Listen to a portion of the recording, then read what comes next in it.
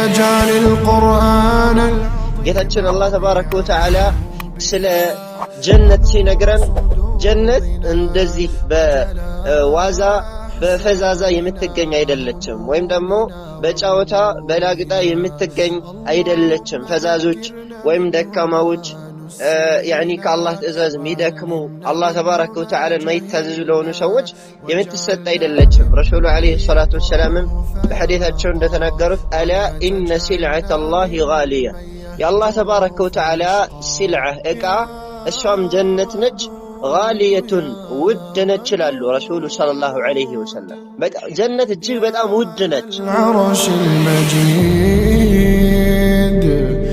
النبي صلى الله عليه وسلم في الحديث الصحيح صيبون حديثات شولي تنقروا إذا صلت المرأة خمسها عند السيتلج أمست توقع الصلاة يمت سجد كهونا أمست توقع الصلاة كت أدرجا يمت سجد كهونا إيه شلا يميبال قدري أيدلم أمست توقع الصلاة كت أدرجا يمت سجد كهونا إيه مالت أمست توقع الصلاة كت أدرجو مسجر مالت يشلات الجزي ساتزابا ወቅቱን ሳታዛባ እንዲሁም ደግሞ መስፈርቶቹን ሽሩጦቹን አርካኖቿን ማዕዘናቶቿን ሳታዛባ ሶላቷን በጊዜ የምትሰግድ ከሆነ ማለት ነው እንግዲህ ብዙዎች ሴቶች አላህ ተባረከ ወተዓላ ያዘነላቸው ሲቀሩ ሶላት ላይ ይዘናጋሉ ማለት ነው የሶላትን ጉዳይ ችላ ይሉታል ማለት ነው ብዙ ጊዜ በሰራ ሴቶች ቢዚ ይሆናል ካሁን እሰግዳለሁ ሰራዬን ስጨርስ እሰግዳለሁ ልብስ አጥቤ ስጨርስ ወጥ ሰርቼ ስጨርስ ወላ ልጄን አስተኝቼ እስከምጨርስ ድረስ በሚል ብዙ ሴቶች አላህ ያዘነላቸው ሲቀሩ ሶላታቸውን የሚያጣብቡ ሶላታቸውን ከጊዜው የሚያንጓድዱ ሴቶች አሉ ይሄ ትልቅ የሆነ ወንጀል ነው ነብዩ ሰለላሁ ዐለይሂ ወሰለም ከመልካም ሥራ ሁሉ ትልቁ መልካም ሥራ ምንድነው ተብለው የሚጠየቁ ሰዓት ምን አሉ الصلاه لوقتها ሶላቱን በጊዜ መስገድ ነው አሉ ረሱሉ ሰለላሁ ዐለይሂ ወሰለም كتابنا باليمين በዱንያ ላይ ደስታን ለማግኘት ጌታሽን የምታመጪ ከሆነ በዱንያ ላይ ደስታን ለማግኘት የመልእክተኛው ሰለላሁ ዐለይሂ ወሰለም ትእዛዝ የምትነቀፊ ከሆነ የሚያጋጥምሽ የሆነው ነገር ያኒ በዱንያ ላይ ጠባብ የሆነ ህይወት እናኖረዋለን ያለው አላህ ተባረከ ወተዓላ ያዛቻሉ ብዙዎች አላህ ያዘነላቸው ሲቀሩ ደስታ ለማግኘት የሚገላለጡ ሴቶች አሉ ደስታ ለማግኘት የሐራም ግንኙነት ከወንዶች ጋር የሚያደርጉ ሴቶች አሉ ደስታ ለማግኘት እናትና አባታቸውን የሚያምጩ የሚረግጡ የሆኑ ሴቶች አሉ والله በዚህ ደስታ አይገኝም እናትና አባትሽን አምፀሽ ደስታ አታገኝም የሐራም ግንኙነት ያኒ ቦይፍሬንድ ወይም ደግሞ ገርልፍሬንድ ይዘሽ ዱንያዊ ደስታ ልታገኝ አትችይም አላህ ተሸፈኝ ያለሽን አካልሽን ተገላልጠሽ የተገለጠ ሙዝ ሆነሽ ደስታ ልታገኝ አትችይም ደስታ የሚገኘው የአላህን ትእዛዝ በመፈጸም ነው ደስታ የሚገኘው የነብዩ ሰለላሁ ዐለይሂ ወሰለም ትእዛዝ በመፈጸም ነው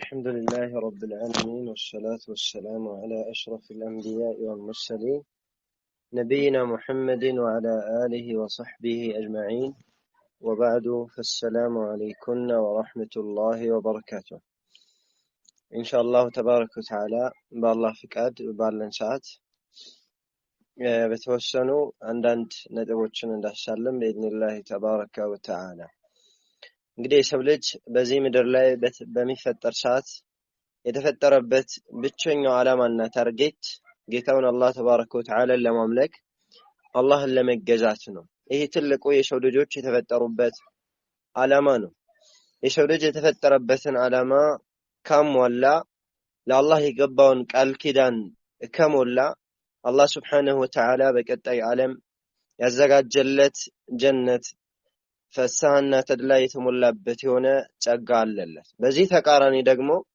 የሰው ልጆች የተፈጠሩበትን ዓላማ ረስተው ጌታቸውን በማመጽ ላይ ስሜት ልቦለዳቸውን በመከተል ላይ ለነፍሳቸው ተገዢ ሆነው የዱንያን ህይወት ካሳለፉ በቀጣይ አላህ Subhanahu Wa Ta'ala የሰው ልጆች ቆዳ ሊቆጣጣረው የማይችለው እጅግ በጣም አሰቆቃና መከራ የተሞላበት የሆነ ቅጣትን አዘጋጅቷል ጌታችን አላህ Subhanahu Wa Ta'ala ምን ይላል من عمل صالحا من ذكر أو أنثى እነሆ من عمل صالحا መልካም ሥራ የሰራ ሰው من ذكر وأنثى ከሴትም ይሁን ከወንድ መልካም በጎ ተግባርን የሰራ የሆነ ሰው فلنحيينه حياة طيبة መልካም የሆነ ህይወትን እናኖረዋለን አላሁ ስብሓነሁ ወተዓላ።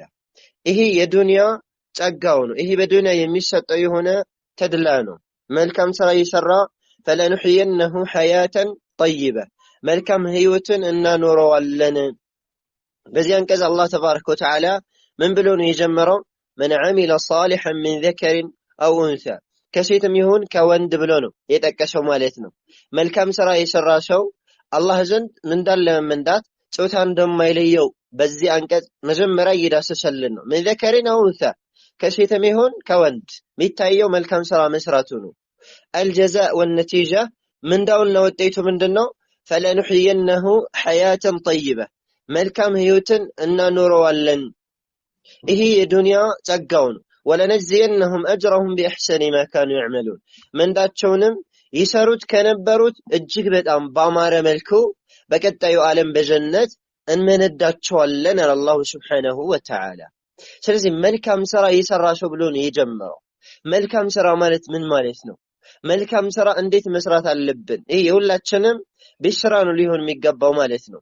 ጌታችን አላህ ተባረከ ወተዓላ ስለ ጀነት ሲነግረን ጀነት እንደዚህ በዋዛ በፈዛዛ የምትገኝ አይደለችም፣ ወይም ደግሞ በጫወታ በላግጣ የምትገኝ አይደለችም። ፈዛዞች ወይም ደካማዎች ከአላህ ትእዛዝ የሚደክሙ አላህ ተባረከ ወተዓላ የማይታዘዙ ለሆኑ ሰዎች የምትሰጥ አይደለችም። ረሱሉ አለይሂ ሰላቱ ወሰላም በሐዲታቸው እንደተናገሩት አላ ኢነ ሲልዐተ አላህ ጋሊያ የአላህ ተባረከ ወተዓላ ሲልዐ እቃ እሷም ጀነት ነች። ጋሊየቱን ውድ ነች ይላሉ ረሱሉ ሰለላሁ ዐለይሂ ወሰለም። ጀነት እጅግ በጣም ውድ ነች። አንድ ሰው ውድ የሆነን ነገር ለመግዛት ውድ የሆነውን ጊዜውን ውድ የሆነውን ጉልበቱን የተለያዩ ነገራቶችን መስዋዕት አድርጎ ነው የሚያገኘው። فكيف بالجنة ጀነት ከሆነስ ዝም ብለን ዘው ብለን ዘለን እንገባበት አይደለም። وانما የአላህ ተባረከ ወተዓላ ውድ ዕቃ ነው። ያንን ውድ ዕቃ ውድ በሆነ ነገር ነው ልንለውጠው ልንሸምተው የምንችለው ማለት ነው። በዚህ ዱንያ ላይ በምንኖር ሰዓት ትልቁ ዓላማችን ታርጌታችን ጀነት መግባት ነው፣ ከእሳት መራቅ ነው። ጌታችን አላህ ተባረከ ወተዓላ እንደተናገረው فمن زحزح عن النار انه ከእሳት የተራቀ የሆነ ሰው وادخل الجنة ጀነት የተገተተ የሆነ ሰው فقد فاز በእርግጥም እድለኛ ሆነ አለ ጌታችን አላህ ተባረከ ወተዓላ። እድለኛ መሆን የምትፈልግ ከሆነ የረሱሉ ሰለላሁ ዐለይሂ ወሰለምን ትእዛዝ ተግባራዊ ማድረግ እንዲሁም የእሳቸውን ክልከላ መራቅና መከልከል ነው። አላህ በዚህ አንቀጽ ምን አለ? من عمل صالحا من ذكر أو أنثى ከሴትም ይሁን ከወንድ መልካም በጎ ተግባርን የሰራ የሆነ ሰው። እዚህ ላይ ቆም ብለን ምናስብበት ምናጤንበት የሆነ ነጥብ አለ። መልካም ሥራ መልካም የሚባለው መቼ ነው? አንድ ነገር መልካም የሚባለው መቼ ነው የሚለውን ማየት መቻል አለብን። ሁለት መስፈርቶች መሟላት መቻል አለባቸው። የመጀመሪያው አልኢኽላስ ለአላህ ተብሎ የተሰራ ሥራ ነው መልካም ሊሆን የሚችለው ማለት ለይልኝ የተሰራ ለይስሙልኝ የተሰራ ለሰው ተብሎ የተሰራ ሥራ መልካም አይባልም። ጌታችን አላህ ተባረከ ወተዓላ ምን ይላል? ወማ ኡሚሩ የሰው ልጆች አልታዘዙም ጌታቸውን አላህ ተባረከ ወተዓላን በብቸኝነት ሊያመልኩ ቢሆኑ እንጂ ሙኽሊሲን ለሁዲን ለእርሱ ዲናቸውን ጥርት ያደረጉ ሲሆን ይላል ጌታችን አላህ ተባረከ ወተዓላ። ሥራችን ላይ ይውልኝ ይስሙልኝ ካለበት ሥራችን ላይ ኢኽላስ ከሌለበት ለሰዎች ከሆነ የምንሰራው ማለት ነው አላህ ተባረከ ወተዓላ ዘንድ ተቀባይነት የለውም። አላህ ተባረከ ወተዓላ في الحديث الإلهي እንደተናገረው ጌታችን አላህ ተባረከ ወተዓላ من إلى في الحديث الإلهي من عمل عملا أشرك معي فيه غيري تركته وشركه يقولن سرا يسرى سو بزيا سراو لي كني قال ليلان أكل يميقرى كهنا تركته وشركه يهين سوية توالون يسرون مسرا اتوالون يلقيتشن الله تبارك وتعالى سراتشن فريان ما يهنزن جنة يميقزا واقا يالو ميزان يالو سرا يهنزنت ለኢኽላስ ለአላህ ብለን ልንሰራው ይገባል። ለዚህ ነው ጌታችን ለመልእክተኛው ሰለላሁ ዐለይሂ ወሰለም ያቻል እዕቡድላህ ሙኽሊሰን ለሁ ዲን ጌታን አላህ ተባረከ ወተዓላን ተገዛ ለእርሱ ዲንህን ጥርት ያደረክ ስትሆን ያኒ በምንሰራቸው ስራ ላይ ለአላህ ተባረከ ወተዓላ አድርሰን ልንሰራ ይገባል። እንዲሁም አልሙታበዓ በመልእክተኛው አለይሂ ሰላቱ ወሰላም መንገድ ላይ በመልእክተኛው ሰለላሁ ዐለይሂ ወሰለም ሱና ላይ የተጓዝን ልንሆን ይገባል። ልክ እንደዚያ እንደ ቀደምቶች የዲን አባቶችና እናቶቻችን ማለት ነው በመልእክተኛው አለይሂ ሰላቱ ወሰላም ሱና ላይ በእሳቸው አስተምህሮት ላይ ሄደው እንደ ላቁና እንደ ተከበሩ ሁሉ እኛም ጀነትን እንጎናጸፍ ዘንድ ከእሳት እንርቅ ዘንድ በመልእክተኛው አለይሂ ሰላቱ ወሰላም መንገድ መሄድ ግድ ነው ማለት ነው። طيب فلا نحيينه حياة طيبة እነኚህን መልካም ስራ የሰሩ ከወንድም ይሁን ከሴት በዱንያ ላይ መልካም ህይወትን እናኖራቸዋለን አላህ ተባረከ ወተዓላ። ይህንን ቃል ኪዳን የሚገባልን ማን ነው? ከአርሽ በላይ ያለው ጌታችን አላህ ነው። ይህንን ቃል ኪዳን የሚገባልን ጌታ ማን ነው? በሁሉ ነገር ላይ ቻይ የሆነ ጌታ ነው። ይህንን ቃል የሚገባልን ማን ነው? الذي اذا اراد ان يفعل شيئا يقول له كن فيكون የሆነ ነገር መስራት ከፈለገ ሁን ካለው ማድረግ የሚችለው ጌታ አላህ ነው። ይህንን ቃል የሰጠን ማለት ብቻኛ ኸይር ስራ እንስራ አላህ በዱንያ ላይ መልካም ህይወትን ያኖራናል። فلا نحيينه حياة طيبة መልካም ህይወትን እናኖራቸዋለን። ولنجزينهم اجرهم باحسن ما كانوا يعملون ምንዳቸውን በዱንያ የሰሩት ከነበሩት እጅግ በጣም በላቀና በተከበረ መልኩ እንመነዳቸዋለን ይላል ጌታችን አላሁ ተባረከ ወተዓላ ማለት ነው። ስለዚህ ጀነትን ለማግኘት እንዲሁም ደግሞ ከእሳት ለመራቅ ጾታ አይለየውም፣ ሴት ወንድ መሆን አይለየውም። ዋናው ነገር ታርጌቱና መቅሱዱ ግቡ ምንድነው? አላህ ተባረከ ወተዓላን ጥርት አድርጎ ማምለክ፣ አላህ ተባረከ ወተዓላን በብቸኝነት መገዛት ነው። ጌታችን አላህ ተባረከ ወተዓላ ለሴት ልጅ በእስላም ብዙ ቦታዎችን ትልልቅ የሆኑ ደረጃዎች ላይ ከፍ አድርጓታል። የልቅናና የደረጃ ማማዎችም ላይ አውጥቷታል አላህ ተባረከ ወተዓላ። ከእስላም በፊት የሴት ልጆች ደረጃ እጅግ በጣም የወረደና የሚዘገንን አቅል ሰሊም ትክክለኛ አእምሮ ማይቀበለው ዘግናኝ የሆነ ሁኔታ ላይ ነበሩ የሴት ልጆች ያሉት ከእስላም በፊት ማለት በህይወታቸው የሚቀበሩበት፣ እንደ እንስሳ የሚወረሱበት፣ የሚገደሉበት፣ የተለያዩ ጭቆናዎችና መከራዎች የሚፈጸምባቸው፣ የባርነት ቀንበር አንገታቸው ላይ ሁሌ የተሰቀለባቸው ነበሩ። ነገር ግን አላህ ተባረከ ወተዓላ ነብይ ሰለላሁ ዐለይሂ ወሰለም በመላክ አላህ ተባረከ ወተዓላ ሴት ልጅ አንገቷን ቀና እንድታደርግ የልቅናና የደረጃ መማሪያ እንድትወጣ አላህ ተባረከ ወተዓላ ከፍታ ላይ አውጥቷታል ማለት ነው። ስለዚህ አላህ Subhanahu Wa Ta'ala ለሴት ልጅ ትልቅን ደረጃ ሲሰጥ ምን ይላል? እናንተ የሰው ልጆች ሆይ ኢና خلقناكم من ذكر وانثى እኛ እኮ ከሴትና ከወንድ ነው የፈጠርናችኋል። وجعلناكم شعوبا وقبائل لتعارفوا ነገዴዎችና ቀበሌዎች አደረግናቸው እንድትተዋወቁ። ኢነ አክረመኩም ዐንደላህ ከእናንተ ውስጥ እጅግ በጣም የተከበረው የተላቀው ማለት አላህ ዘንድ አትቃኩም ከእናንተ ውስጥ አላህን የሚፈራው። የተከበረው ማለት በጾታ በወንድነት በሴትነት የሚገለጽ አይደለም። ቢተቅዋላህ አላህን በመፍራት ነው። አንድ ሴት አላህን የምትፈራ ከሆነ መልካም ስራ የምትሰራ ከሆነ ربما تفوق ألفا من الرجال 1000 ወንዶች ልትበልጥ ትችላለች። ከ1000 ወንዶች ልትበልጥ ትችላለች ማለት ነው። ወንድነት የሚለካ ወንድ ስለሆነ አይደለም። وإنما بالعمل الصالح بتقوى الله መልካም ስራን በመስራት አላህ ተባረከ ወተዓላን በመፍራት ጌታችንን አላህ ተባረከ ወተዓላን በመጠንቀቅ መልካም ስራዎችን በመስራት ነው። ስለዚህ ሴት ልጆችን አላህ ሲያልቃቸው ነገር ግን በሴት ልጆች ላይ ያንጠለጠለ የሆነ ግዴታ አለ። ሊፈጽሙት ግድ የሚሆን የሆነ አላህ ተባረከ ወተዓላ ግድ ያደረገባቸው የሆነ ግዴታ አለ። በተለይም ከወንዶች የሚለዩበት የሆነው ነገር ማለት ነው። ነብዩ ሰለላሁ ዐለይሂ ወሰለም في الحديث الصحيح صحيح በሆነው ሐዲታቸው ላይ ሲናገሩ اذا صلت المرأة خمسها አንድ ሴት ልጅ 5 አውቃት ሰላቷን የምትሰግድ ከሆነ 5 አውቃት ሰላቷን ቀጥ አድርጋ የምትሰግድ ከሆነ ይሄ ችላ የሚባል ጉዳይ አይደለም። 5 አውቃት ሰላቷን ቀጥ አድርጋ የሚሰግድ ከሆነ ይሄ ማለት 5 አውቃት ሰላቱን ቀጥ አድርጎ መስገድ ማለት የሰላትን ጊዜ ሳታዛባ ወቅቱን ሳታዛባ እንዲሁም ደግሞ መስፈርቶቹን ሽሩጦቹን አርካኖቿን ማዕዘናቶቿን ሳታዛባ ሰላቷን በጊዜ የምትሰግድ ከሆነ ማለት ነው። እንግዲህ ብዙዎች ሴቶች አላህ ተባረከ ወተዓላ ያዘነላቸው ሲቀሩ ሶላት ላይ ይዘናጋሉ ማለት ነው። የሶላትን ጉዳይ ችላ ይሉታል ማለት ነው። ብዙ ጊዜ በሥራ ሴቶች ቢዚ ይሆናሉ። ካሁን እሰግዳለሁ፣ ስራዬን ስጨርስ እሰግዳለሁ፣ ልብስ አጥቤ ስጨርስ፣ ወጥ ሰርቼ ስጨርስ፣ ወላ ልጄን አስተኝቼ እስከምጨርስ ድረስ በሚል ብዙ ሴቶች አላህ ያዘነላቸው ሲቀሩ ሰላታቸውን የሚያጣብቡ ሰላታቸውን ከጊዜው የሚያንጓድዱ ሴቶች አሉ። ይህ ትልቅ የሆነ ወንጀል ነው። ነብዩ ሰለላሁ ዐለይሂ ወሰለም ከመልካም ሥራ ሁሉ ትልቁ መልካም ሥራ ምንድነው ተብለው በሚጠየቁ ሰዓት ምን አሉ? الصلاة لوقتها ሶላቱን በጊዜ መስገድ ነው አሉ ረሱሉ ሰለላሁ ዐለይሂ ወሰለም። እንደውም ጌታችን አላህ ተባረከ ወተዓላ ሰላትን ከጊዜው የሚያንጓድዱ ሰዎችን ሲዘተባቸው فخلف من بعدهم خلف أضاعوا الصلاة واتبعوا الشهوات فسوف يلقون غيا ከነሱ በኋላ ማለትም ከነቢያቶች በኋላ መጥፎ የሆኑ ምትኮች ተተኩ።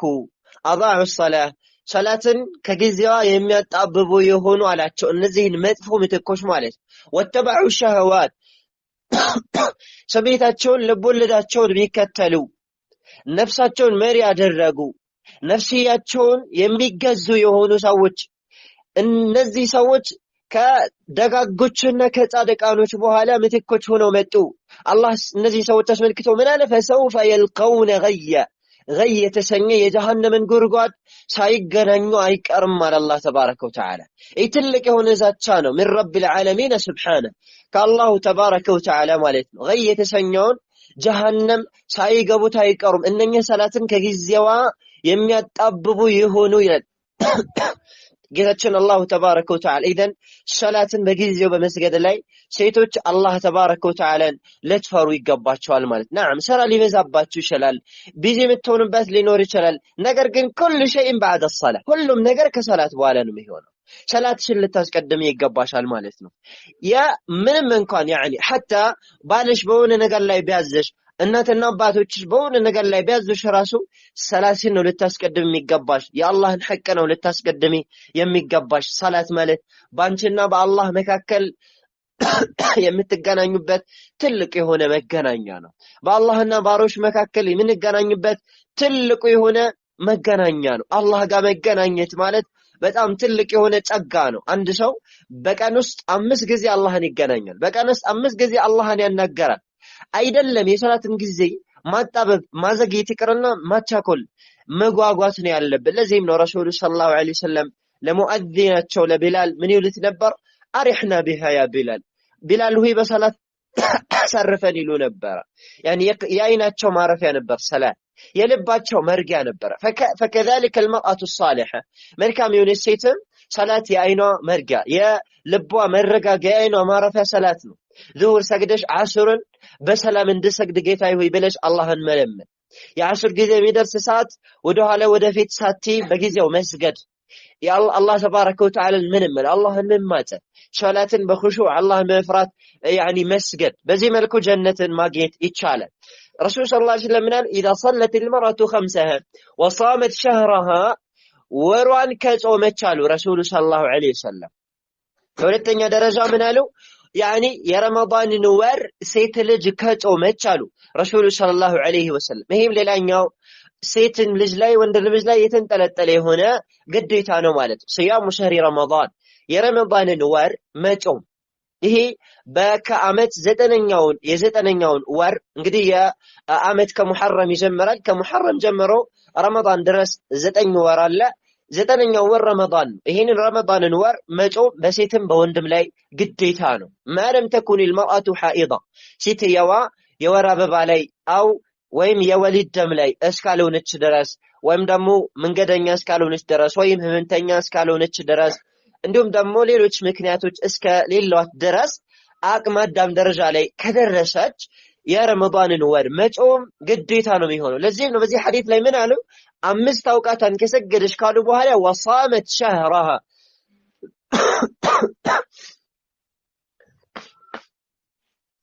وصامت شهرها የረመዳንን ወር ከጾመች። አንድ ሴት እንግዲህ የረመዳንን ወር ልትጾም ግድ የሚሆንባት የአቅመ አዳም ደረጃ ላይ የምትገደድበት ጊዜ አለ። ለዚህም ደግሞ ምልክቶች አሉት። ሴት ልጅ ለመጾም የመድረሷ ምልክቶች አሉ ማለት ነው። ከነዚያ ምልክቶች ውስጥ አንደኛው ሐይድ ማየቷ ነው። ሐይድን አይታ ከሆነ ሴትዮዋ ማለት ነው ረመዳንን ወር መጾም ግዴታ ይሆንባታል። 9 ዓመት ልጅ ሆና ሐይድ ብትመለከት፣ የ10 ዓመት ሆና የ12 ዓመት ሆና ሐይድ ካየች የረመዳንን ወር መጾም ወከዛሊከ ሰላት መስገድ ግዴታ ይሆንባታል ማለት ነው። ወይላ ሐይድ ማትመለከት ከሆነ በብልቶቿ ዙሪያ ፀጉርን ካበቀለች ይህም ያኒ በሷ ላይ ጾምና ሰላት ግዴታ መሆኑን ከሚጠቁሙ ነው። ይህንንም ካላየች 15 ዓመት ከሞላት በሷ ላይ ሰላት መስገድ እንዲሁም ደግሞ ጾም መጾም ግዴታ ዋጅብ ነው የሚሆነው ማለት ነው። ወይላ ደግሞ ያኒ የዘር ፈሳሽን በህልሟም ሊሆን ይችላል የምታፈስ ከሆነ እነኛ አራትን ምልክቶች ከተመለከተች ሴት ልጅ ረመዳንን መጾም ወከዛሊከ ሰላትን መስገድ በሷ ላይ ግዴታ ይሆንባታል። ይህም ብዙ እህቶቻችን የሚዘናጉበት ይሆናል። እኔ ገና ህፃን ነኝ ገና ልጅ ነኝ ትላለች ማለት ነው። እሷ ግን ምናልባት 15 ዓመት ሞልቷት ሊሆን ይችላል ወይም ሐይድ ያየች ሊሆን ይችላል። ሐይድ ያየች 15 ዓመት አልሞላኝም ብላ ሰላት ማሰግድ ከሆነ ጾም የማትጾም ከሆነ ወንጀለኛ ነው የምትሆነው። አላህ ልትፈራ ይገባታል ማለት ነው። ስለዚህ እነኝን አራት ምልክቶች ከአራቱ አንዱን ሴት ልጅ ከተመለከተች ሰላቷን መስገድ፣ ጾሟን መጾም እንዲሁም እስላማዊ ግዴታዎቿን መወጣት በሷ ላይ ግዴታ ነው የሚሆነው ማለት ነው። ከዚህ አንፃር ምን አሉ አላህ መልእክተኛ ሰለላም ወሷመት ሸህረሃ ረመዳን ወሯን ከጾመች የረመዳንን ወር ልትጾሚ ይገባሻል ማለት ነው። ባንቺ ላይ ግዴታ ከሆነ የረመዳንን ወር ልትጾሚ ይገባሻል። በረመዳን ወር ጾም ላይ ደግሞ ለተፈጸሚያቸው የሚገቡ የሆኑ ነገራቶች አሉ ማለት ነው። ከነዚያ ውስጥ አንደኛው አላህን መፍራት ነው። ጾም የተደነገገው አላህን ለመፍራት ነው። ጾም አላህ በሰው ልጆች ላይ ግዴታ ሲያደርገው ጥበቡና ታርጌቱ የሰው ልጆች አላህን ይፈሩ ዘንድ ነው። በጾምሽ ጊዜ አላህን ፍሪ። ጌታችን አላህ ምን ይላል? ኩቲበ ዐለይኩም الصيام كما كتب على الذين من قبلكم لعلكم تتقون። እናንተ የሰው ልጆች ሆይ በእናንተ ላይ ጾም ግዴታ ተደረገ ከእናንተ በፊት ባሉ ህዝቦች ላይ ግዴታ እንደተደረገ ሁሉ ጾም ግዴታ የተደረገው ለعلكم تتقون አላህን ትፈሩ ዘንድ አላህን ትጠነቀቁት ዘንድ ነው ይላል ጌታችን አላህ Subhanahu Wa Ta'ala። ጾም ባንቺ ላይ ግዴታ የተደረገው አላህን ለመፍራት ነው። ጾመሽ አላህን ማትፈሪ ከሆነ ጾመሽ ወንጀል መስፈጽሚ ከሆነ የጾሙ ዓላማ የለም ማለት ነው። የጾሙ ታርጌት የለም ማለት ነው። ለዚህም ነው ረሱሉ ሰለላሁ ዐለይሂ ወዐላ አሊሂ ወሰህቢሂ ወሰለም ምን ይላሉ? አላህ ተባረከ ወተዓላ አንድ ባሪያ ምግብንና መጠጡን በመተው ደንታ የለውም ወንጀልን ኃጢአትን እስካልተወ ድረስ። የአላህ መልእክተኛ ዐለይሂ ሰላቱ ወሰላም ሰሂህ በሆነ ፍሰሂሐይን በተዘገበ ሐዲታቸውም በጠቀሱት ኢዛ ካነ የውሙ ሶም አሐዲኩም ያንዳችሁ ጾም ቀን በሆነ ጊዜ ፈላ የርፉት የሴትን ወሬ ማውራት የለበትም። በተቃራኒ ሴትየዋ የወንድን ወሬ ማውራት የለባትም።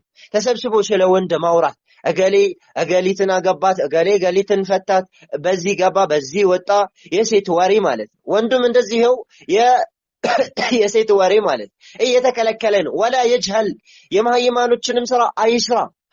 ወከዛሊከ ያኒ ላ የጅሀል የሚለውን ዑለማዎች ሲተረጉሙት ቅል አይሁን የቅሎችን ስራ መስራት የለበትም። ወላ የስኸብ ጫሂ መሆን የለበትም። በምትጾሚ ሰዓት ጫሂ መሆን የለብሽም። خصوصا النساء በተለይም ሴት አይደለም ጾመኛ ሆና ከጾም ውጭም ذات حياء የሐያ ባለቤት ነው መሆን ያለባት። አይናፋር ነው መሆን ያለባት። ያኒ ሳሪኻ መሆን የለባትም፣ ጫሂ መሆን የለባትም ማለት ነው። ያኒ ሰዎች በምትጣራ ሰዓት፣ ሰዎች በምትናገር ሰዓት፣ በምትጓዝ ሰዓት፣ ያኒ በምትንቀሳቀስ ሰዓት በደበብታ በሰኪና በወቃር በእርጋታ በአይናፋርነት ልትጓዝ የሚገባት خصوصا في الصيام በተለይም በጾም ወር ደግሞ ያኒ ሐያ እንዲሁም ደግሞ እርጋታ ወሳኝ የሆነ ጉዳይ ነው ማለት ነው። እንዲሁም ጾመኛ በሆነ ሰዓት ልናሟላቸው ከሚገቡ ከሆኑ ነገራቶች ውስጥ ማለት ነው ጾም በምንጾም ሰዓት ምስኪኖችን እንድናስታውስ ድሃዎችን እንድንፈቅድ ያግዘናል። ሴት ልጅ ሙተሰድቃ መሆን አለባት። ለድሃዎች ሰደቃ የምትሰጥ ለምስኪኖች አዛኝ መሆን አለባት። ከዕለታት አንድ ቀን ረሱሉ ዐለይሂ ሰላቱ ወሰላም ከተኙበት ደንግጠው ተነሱ። ከዛም ደንግጠው ከተነሱ በኋላ አላህ መልእክተኛ ምን አሉ? ላ ኢላሃ ኢላላህ ማዛ ኡንዚለ الليلة ዛሬ ሌሊት ላይ ምን ነገር ተወረደ? ላኢላሃ ኢላላህ አሉ። ከዚያ ምን አሉ? አይቂዱ ሰዋሒብ አልሑጁራት፣ በሉ ጓዳ ላይ ያሉ ሴቶችን አንቁ፣ ከእንቅልፋቸው ቀስቅሷቸው አሉ ረሱሉ ሰለላሁ ዐለይሂ ወሰለም። ምን አሉ? ፈኢኒ ረአይቱኩነ አክተረ አህሊ ናር ተሰደቅነ ያ ማሸረ ኒሳ፣ እናንተ የሴት ቤተሰቦች ሆይ ሰደቃን አብዙ፣ እኔ ከእሳት ባለቤቶች ውስጥ አብዛኛው እናንተን ተመልክቻችኋለሁ አሉ ረሱሉ ሰለላሁ ዐለይሂ ወሰለም። እንዲሁም ያኒ ፊ ኹጥበቱል ዒድ የዒድ ኹጥባቸው ላይ ወንዶችን ከመከሩ በኋላ ወደ ሴቶች ሄዱና ያ ማዕሸረ ኒሳ፣ እናንተ የሴት ስብስቦች ፈኢኒ ረአይቱኩነ አክተረ አህሊ ናር፣ እኔ ከእሳት ባለቤቶች ውስጥ አብዛኞቹ እናንተ ሴቶች ናችሁ ተመልክቻችኋለሁና ሰደቃን አብዙ አሉ ረሱሉ ሰለላሁ ዐለይሂ ወሰለም። እነኛ ብርቅዬ የነቢዩ ሰለላሁ ዐለይሂ ወሰለም ሰሐባዎች ሴት ባልደረቦች ማለት ነው የአላህ መልእክተኛን ትእዛዝ በመቀበል አንገታቸው ላይ፣ እግራቸው ላይ፣ እጃቸው ላይ ያለውን ወርቅ በማውጣት ሰደቃ ያወጡ ጀመር ማለት ነው። ነዓም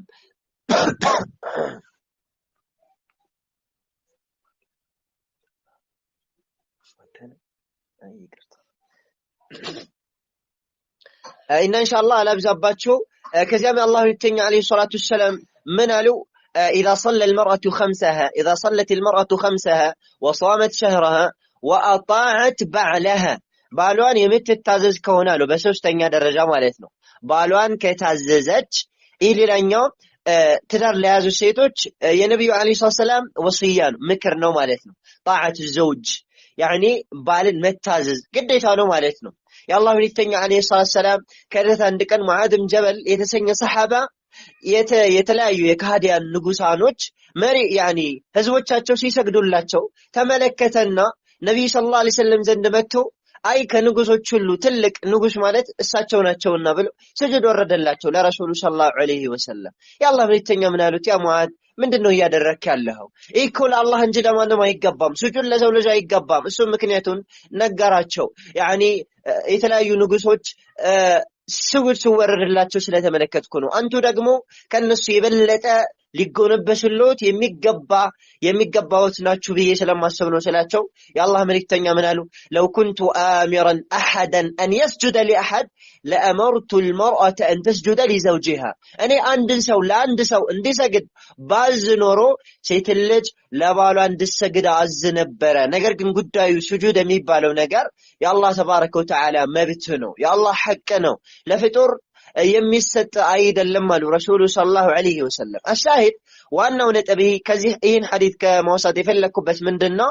ያኒ አንድ ሰው ለአንድ ሰው ስጁድ እንዲወርድ የማዘበው ኖሮ ሴት ልጅ ለባሏ ስጁድ እንድትወርድ ባዘዝኳት ነበር ማለታቸው ነው የአላህ መልእክተኛ አለይሂ ሰላም። ያኒ ሴት ልጅ ባሏ ላይ ያለባት ሐቅ እጅግ በጣም ትልቅ ነው ማለት ነው። ያኒ ልትታዘዘው ይገባል ማለት ሐቅ አለባት ማለት ነው። ያኒ ፊ ያኒ ጣዓቲላህ አላህ ተባረከ ወተዓላ በመታዘዝ ጉዳይ ለአላህን አምጽ ብሎ በአመጽ እስካላዛት ድረስ ባሏ ልትታዘዝ ይገባታል። መጨረሻ ላይ የአላህ መልእክተኛ አለይሂ ሰላም ምን አሉ? በስምንቱም የጀነት በሮች በፈለግሽው በር ግቢ ትባላለች አሉ ረሱሉ ሰለላሁ ዐለይሂ ወሰለም። እንግዲህ ጀነት ከመግባት ውጪ ሌላ ዓላማ ያለው ናፍቆት ያለው አካል የለም። ትልቁ ዓላማችን ጀነት መግባት ነው፣ ከእሳት መራቅ ነው። ያንን የፍስሐ የተድላ የጸጋ ባለቤት ይሁኑን ጀነትን መግባት ነው ትልቁ ዓላማችን ማለት ነው። በዚህ ሐዲስ የአላህ መልእክተኛ ምን አሉ? በስምንቱም ጀነት በሮች እንደፈለገች ግቢ ትባላለች አሉ ረሱሉ ሰለላሁ ዐለይሂ ወሰለም። እኔንም እናንተንም አላህ ተባረከ ወተዓላ ጀነትን ከሚወርሱ ጀነትን ከሚገቡ ያደርገን ማለት ነው። ስለዚህ የአላህን ትእዛዝ በመከተል እንዲሁም የረሱሉ ሰለላሁ ዐለይሂ ወሰለም ትእዛዝ በመፈጸም ወከዛሊከ የአላህን ክልከላት በመራቅ የነብዩ ሰለላሁ ዐለይሂ ወሰለም ክልከላት በመራቅ ጀነት መግባት ከእሳት መራቅ እንችላለን ማለት ነው።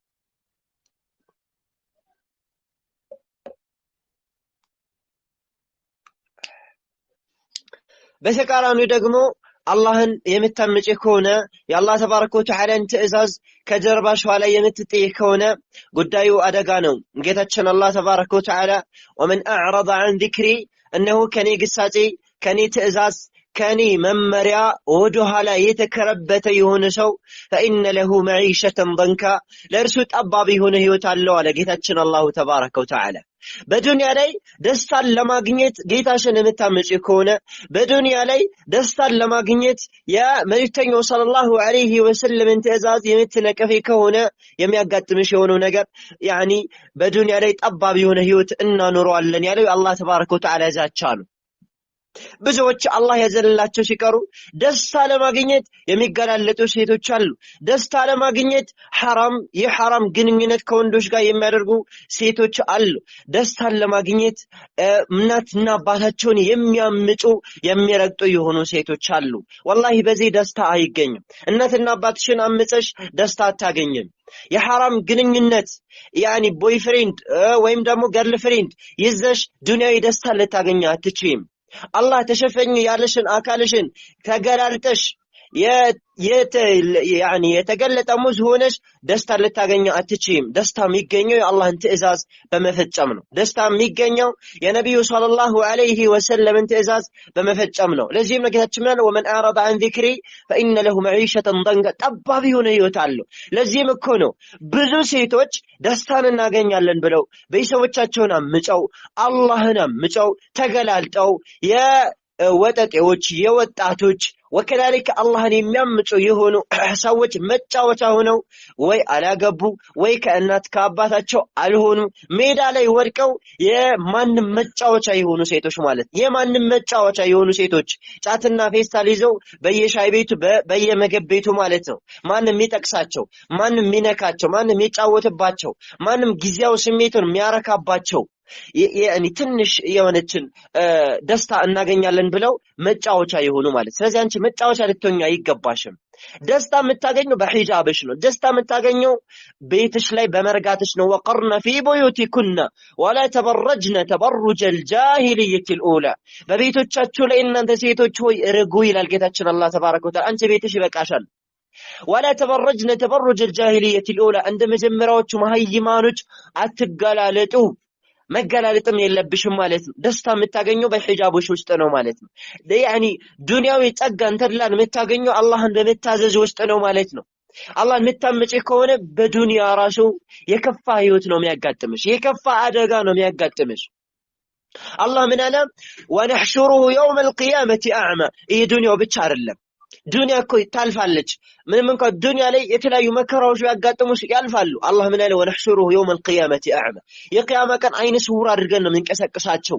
ዛሬ ላይ የአላህን ትእዛዝ መፈጸም የከበዳችሁ ከሆነ ዛሬ ላይ አላህን ትእዛዝ ከጀርባችሁ ላይ የምትጥሉ ከሆነ ዛሬ ላይ አላፊ የሆነችውን የዱንያ ጥቅም የዱንያን ንዕማ ጸጋ ለማግኘት የአላህ ተባረከ ወተዓላ ትእዛዝ የምትነቅፉ ከሆነ የቂያማ ቀን አይነ ስውር አድርገን እንቀሰቅሳችኋለን አለ። ቃለ ረቢ ሊመ ሐሸርተኒ አዕማ። የዛኔ ጌታዬ ሆይ ለምንድን ነው አይነ ስውር አድርገህ የፈጠርከኝ? ወቀድ ኩንቱ በሲራ። በዱንያ እኮ አይን ነበረኝ ትላለች ወይም ይላል ማለት ነው። አላህ ተባረከ ወተዓላ ይላል ቃለ ከዛሊከ أتتك آياتنا فنسيتها። በዱንያ ላይ የኛ ትእዛዝ የኛ ተአምር የኛ አስተምሮት መጥቶልህ የዛኔ ትተው ነበርና ወከذلك اليوم تنسى ዛሬም ትተዋለህ ይለዋል ጌታችን አላህ ተባረከ ወተዓላ። የዛኔ ህፃናቶች የሚሸብቱበት የዛኔ እርጉዝ የሆኑ ሴቶች የሚያጨነግፉበት እንደውም የሚያጠቡ ሴቶች የሚያስጥሉበት يوم تذهل كل مرضعة عما أرضعت وتضع كل ذات حمل حملها وترى الناس سكارى። ሰዎችን በቂያማ ቀን ከቅጣቱ የተነሳ የሰከሩ መስለው የምታይበት በሆነው በጭንቁ ቀን የዛኔ አላህ ተባረከ ወተዓላ በዱንያ አላህን ያመጡ ሰዎችን ዱንያ ላይ የኔን ትእዛዝ ትተህ ነበር ዛሬም ትቻለሁ ብሎ ሜዳ ላይ ይተዋቸዋል ማለት ነው። ሜዳ ላይ የዛኔ ላሙዒን ረዳት የለም፣ የዛኔ ቦይፍሬንድ የለም፣ የዛኔ አቃቃሚ የለም፣ የዛኔ ጓደኛ የለም። የዛኔ የሚያወጣው ኸይር ስራ ብቻ ነው። የዛኔ የሚያወጣው ዱንያ ላይ የተሰነቀ ስንቅ ብቻና ብቻ ነው ማለት ነው። ስለዚህ እኔና አንቺ በዱንያ ላይ ሺህ ዓመት አንኖርም። በዱንያ ላይ ዝንተ ዓለም ዘላለም አንኖርም። ዱንያ ላይ የተፈጠርነው ለመጪው ዓለም ስቃችን እንድንሰንቅ ነው። ስለዚህ በዚህ በዱንያ ላይ አላህን ወደፊት በምንገናኝ ሰዓት አላህ የሚወደውን ስራ በመስራት ለመጪው ዓለም ልንዘጋጅ ይገባል። ዛሬ ላይ አላህን ምንፈራ ከሆነ ነገ ቂያማ ቀን ያዘጋጀልን ጀነትን ነው። ወማ አድራኪ መል ጀነ ጀነት ማለት ምን እንደሆነ ምን አሳወቀሽ? ማለ አይኑን ረዐት አይን ያላየችው ወላ ኡዙኑን ሰሚዐት ጆሮ ያልሰማችው ወላ ኸጠረ ዐላ ቀልቢ በሸር በሰው ልጅ ልብ ላይ ውል ብሎ የማያውቅ ጸጋ ማለት ጀነት ላይ ያለው። ብልጥ የሆነች ሴት በዱንያ ብልጭልጭ አትሸወድም። ዛሬ ላይ በዱንያ ብልጭልጭ ልትሸወድ አይገባሽም።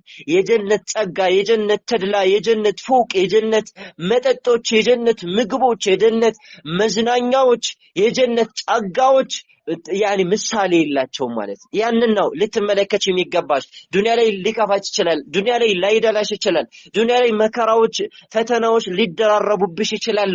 ነገር ግን አንቺ አማኝ የሆንሽ ምንሰት አሻግረሽ ነው መመልከት ያለብሽ። አይንሽን እዚህ መመልከት የለብሽም ማለት አሻግረሽ ነው መመልከት ያለብሽ። ልክ ድልድይ ላይ እንዳለ ሰው ድልድይ ላይ ያለ ሰው ውሃውን አይደለም የሚመለከተው። እታች ውሃውን የሚመለከት ከሆነ ወደ ታች ነው የሚወርቀው። ድልድይ ላይ ያለው ሰው ከድልድዩ ወደ ማዶ ያለውን ሜዳውን ነው የሚመለከተው ማለት ነው። ከዚህ ድልድይ ወጥቼ ማርፍበት ብሎ ያንን ነው የሚያስበው። አሁንም ድልድይ ላይ ነው ያለነው እኔም አንቺም ማለት ዱንያ ድልድይ ነች ማለት ነው። ስለዚህ ከድልድዩ ከባህሩ ወደ ማዶ ያለው ያ ነው ዘላለማዊ ሀገራችን፣ ያ ነው መርጌ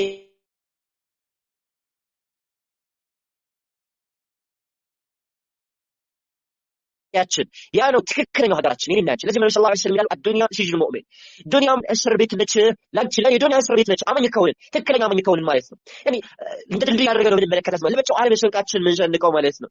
ለካፍር ደግሞ ጀነት ነች። ይሄ ማለት ንስብየን በአንጻራዊነት ወደፊት ከሚጠብቀው ከካህዲያን ከአመፀኞች ቅጣት አንጻር የዱንያ ጸጋ ለነሱ ልክ እንደ ጀነት ነው ለማለት ነው እንጂ ዱንያ ለነሱም ቅጣት ልትሆንባቸው ትችላለች። ያኒ የቂያማ ቀንም የምታስጠይቃቸው ልትሆን ትችላለች ማለት ነው። ስለዚህ ለመጪው ዓለም መልካም ስራ በመስራት ልንዘጋጅ ይገባል ማለት ነው። እህቶቼ ባረከላሁ ፊኩም ወጀዛኩሙላሁ ኸይራን። አላበዛም እዚህ ላይ አቆማለሁኝ። ወሰለላሁ ወሰለም ዐላ ነቢይና ሙሐመድ ወዐላ አሊሂ ወሰሕቢሂ አጅመዒን። ኢንሻአላህ ጥያቄዎች ካሏችሁ ጥያቄዎቻችሁን መልስና ሙሐደራችንን መዚህ ላይ እናጠናቅቃለን ማለት ነው።